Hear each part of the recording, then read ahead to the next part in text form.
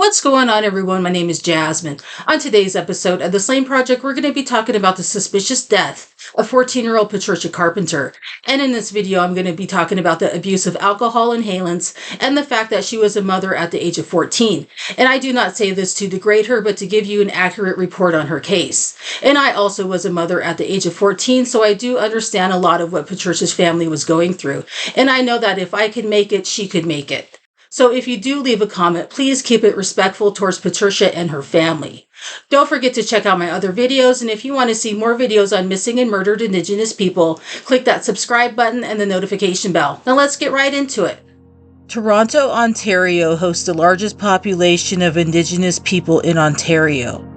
This is where Patricia Carpenter was born on October 12, 1977, to her parents Joyce and Patrick. The family was from Alderville First Nation, and she would be known as Trish to the people who knew her well. The family already had an older son who was around 5 or 6 when Trish was born. Soon after her arrival in this world, the family would welcome a baby boy about a year later and another son a few years later. Patricia loved watching out for her younger brothers and would help her mom care for them from a very young age.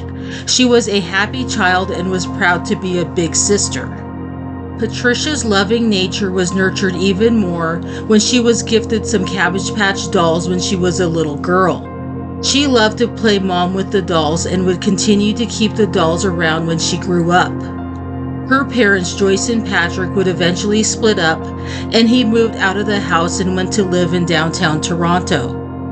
Patricia's motherly behavior helped her mature at a young age. She seemed much older than she actually was. One day when Patricia was 11 years old, her and her mother were at a native center in the city. There she met a boy who was probably around 15 or 16 at the time. His name was Robert DeFreish, and he was a volunteer at the center, and they sparked up a friendship very quickly. Robert was originally from Milton, which was just southwest of Toronto, and he was living on the streets of Toronto. The city has a large homeless population, and a large percentage of them are native. Unfortunately, the homeless population have a lot of reasons that drive them to the streets, and this is often accompanied by alcohol and substance abuse, which also has a whole host of reasons why people start using. Trish was a straight A student before she met Robert, but her grades started to decline as she saw more and more of him. From age 11, she would hang out with Robert and his homeless friends in downtown Toronto. This crowd of friends were known to drink and sniff glue, and more than likely did other things as well. Robert and his friends made their money by panhandling on the downtown streets. They also would stay at shelters or usually on the streets, preferably inside bank ATM shelters. Patricia began to see more and more of Robert, and her parents tried to tell her to quit seeing him. But like a lot of teenagers, she did not listen to her parents and continued to see him anyways. Her mother, Joyce, would attempt to get help from the Catholic Children's Aid Society. They placed Trish in their care a couple times, but she would always run away from them too. Warrants were issued for her, but it did not deter this type of behavior.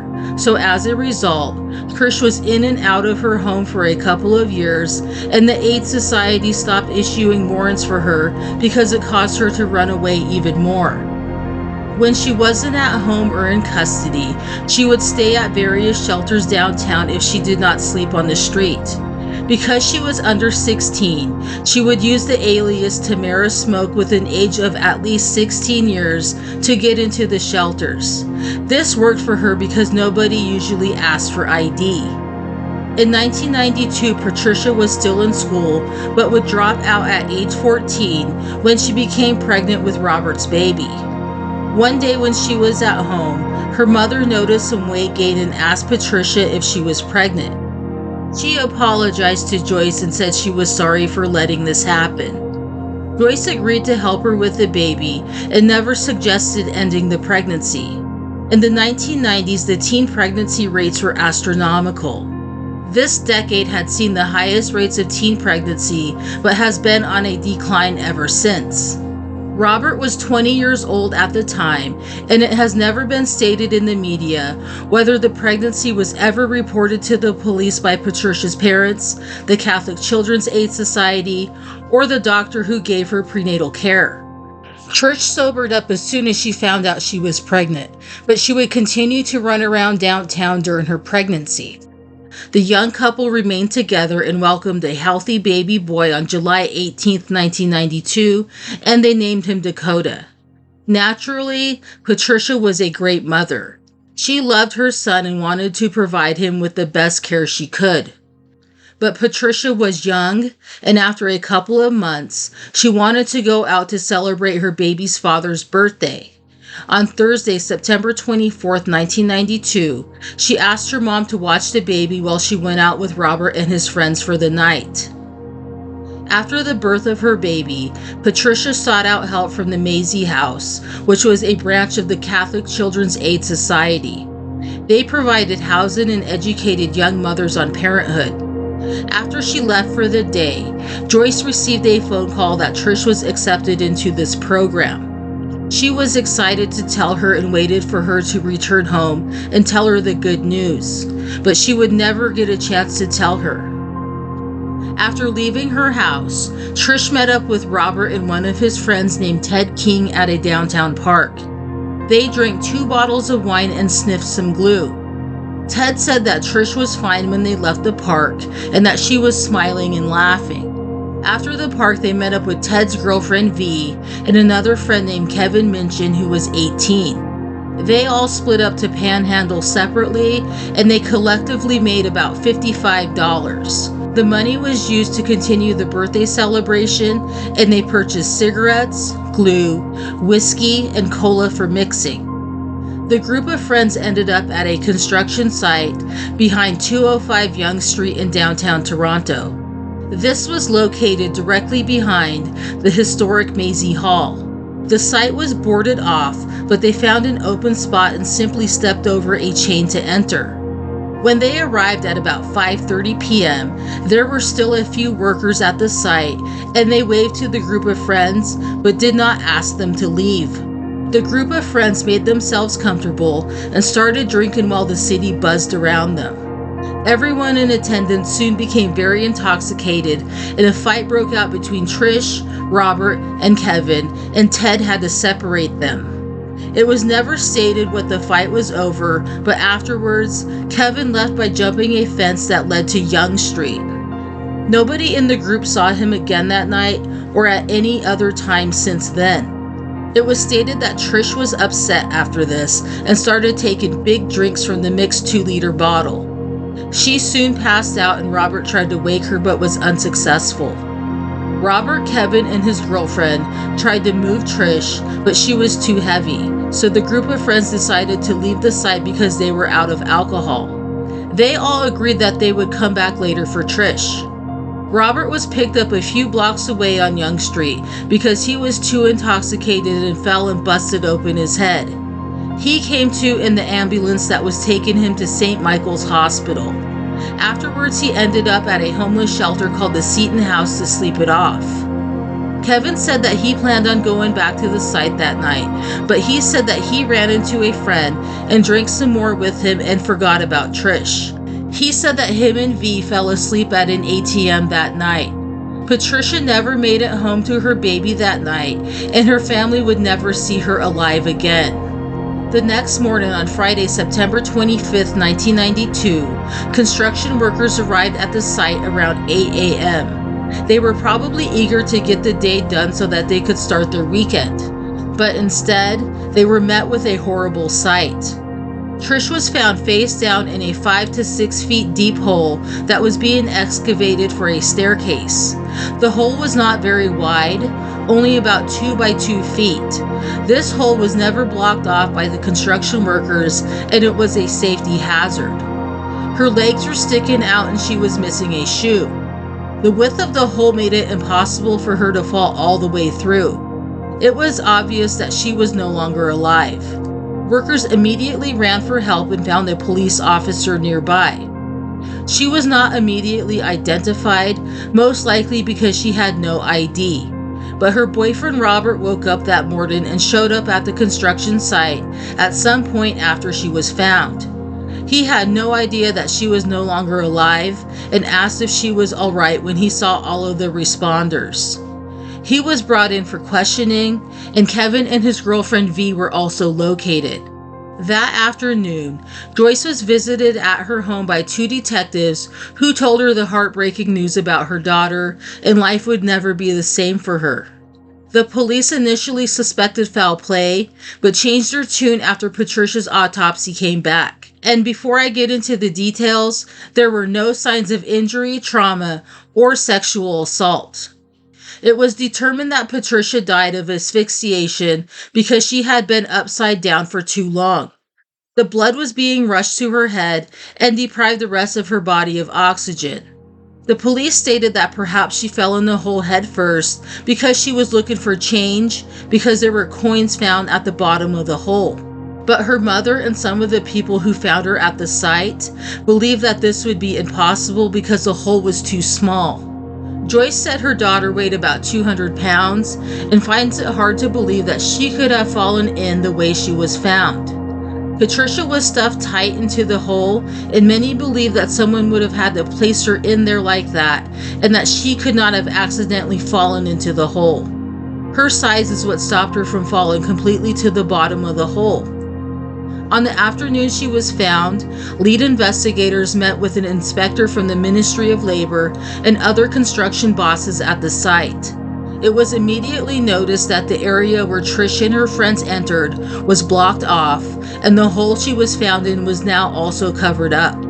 The investigating officer informed the inspector that the site had been altered, but this was ignored. An inspection was done and nothing was noted about Trish's body being found.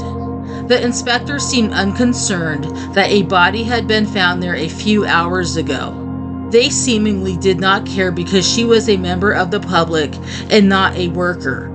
But did the inspector know that she was indigenous or think she was homeless? The inspector was also criticized because they failed to interview the workers and did not do so until January 1993. Why was this allowed to happen? And was there any corrective action taken with the inspector? I could not find an answer for this. Had the site been properly secured, perhaps Trish would still be here today. Trish's autopsy was done the day after she was found and measured her blood alcohol content as 0.233 or 0.288, depending on which source you reference. Either way, this is extremely high and near dangerous levels that can lead to death. And this fact makes her fallen into the hole accidentally, or as the police say, reaching for change, even more unbelievable. Her boyfriend and friends had tried waking her up before they left her at the construction site. They figured she would have been safe there because it was blocked off and nobody else would be there. But with that much alcohol in her system, she should have been out cold for hours, at least until the next morning. The medical examiner also did not test her blood for toluene. This is a harsh chemical found in glues, paints, and other harsh products. This test should have been ordered because empty glue bottles were found at the construction site, and her friends gave interviews describing their activities that day. Without this test, it is not known for certain if Patricia was using glue that day. With all of this being said, could someone have come into the site and stuffed her down the hole? I think it is a definite possibility. And remember that Kevin Minchin was not seen by Rob or his friends that night after he left the construction site. I am not saying that he did this to Trish, but what if he came back later that night and was still mad about the fight he had with Trish and Rob? Her mom, Joyce, does not believe that Robert done this to her daughter, even though he had a history of abusing her from time to time. He had spoken with Joyce and swore that he did not know what happened to Patricia. There were so many unanswered questions in Trish's death that a coroner's inquiry was held in February 1993, which would be about 5 or 6 months after her death. Dozens of people were interviewed during the inquiry and testified on the stand, but 2 people could not be located to give their sworn testimony. It was her boyfriend Robert and Kevin Minchin. Rob was on probation and had a warrant out for his arrest. It is believed he was laying low as a result of this. And Kevin is thought to have not been in Toronto. It was reported that he was out traveling seeing relatives in Kenora. He was also cited in Winnipeg after Patricia's death. The inquiry concluded and determined that there was not enough evidence to support a homicide case, but classified Trish's death as suspicious.